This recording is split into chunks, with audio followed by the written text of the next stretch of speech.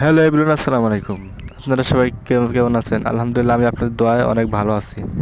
আসলে আপনারা জানেন যে আমরা একটা গ্রামের মধ্যে কাজে আছি। এখানে হয়তো 7 থেকে 10 দিনের মতো লাগবে আমাদের কাজ।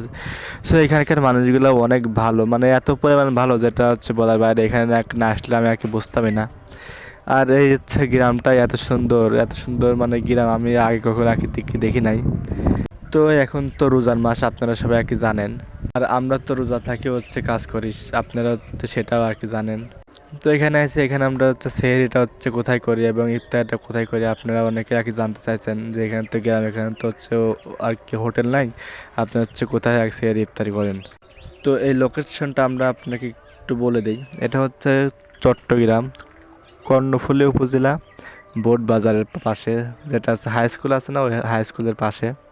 তো এই বোট বাজারে কিছু একটা চায়ের দোকান আছে, একদম মসজিদের সামনে সামনে একটা চায়ের দোকান হয়েছে নতুন। ওটাতে আমরা বললাম যে ভাইয়া আমরা এক সেহরি খাবো, এটা কোনো ব্যবস্থা আছে নাকি। সে বললো যদি আপনারা শিওর আসেন তাহলে অবশ্যই পাবেন, আমরা আপনাদের জন্য রান্না করব। তো তিনি একটা কথা বললো আমাকে যে প্রথম রমজান দিন নাকি দুজন বলছিল যে ভাই আমরা সেহরি খাবো, তারা নাকি রাতে মানে খাইতে চায়, পরে নাকি আসে না, এরকম আমাকে বললো। সো আমরা বললাম যে আমাদের মিস হবে না, আমরা আসবো, আমরা রোজা থাকবো, কারণ এখানে তো খাওয়ার কোনো অপশন নাই। পরে বললো যে ভাইয়া তাহলে ঠিক আছে, আমরা তাহলে রান্না করবো, আপনারা এক সময় মতো চলে আসেন। তো দেখেন এদিককার মানুষ এত পরিমাণ ভালো, মানে যেটা বলার বাইরে। আসলে আমরা তো কম বেশি সব জায়গায় ঘুরি ফিরি যাই, ঠিক আছে। আসলে এদের মতো ভালো মানুষ আমি কখনো দেখে নাকি আমার ভাগ্যে, মানে আমার সামনে দেখা হয় নাই। আসলে কোন এলাকার মানুষ, তাদের সাথে একদিন দুই দিন চলাফেরা করলে আপনাকে বুঝতে পারবেন যে এই মানুষটা কেমন, এই মানুষটা কেমন। তো মাশাআল্লাহ এদিকে মানুষ সবাই অনেক ভালো এবং সবাই আমাদেরকে ভালোবাসে। আর আমার ভিডিওটা যদি আপনাদের কাছে ভালো লাগে থাকে তাহলে অবশ্যই লাইক করবেন, শেয়ার করে পাশে থাকবেন। আর চট্টগ্রাম থেকে কে কে দেখতেছেন অবশ্যই সেটা কমেন্টে বলে যাবেন।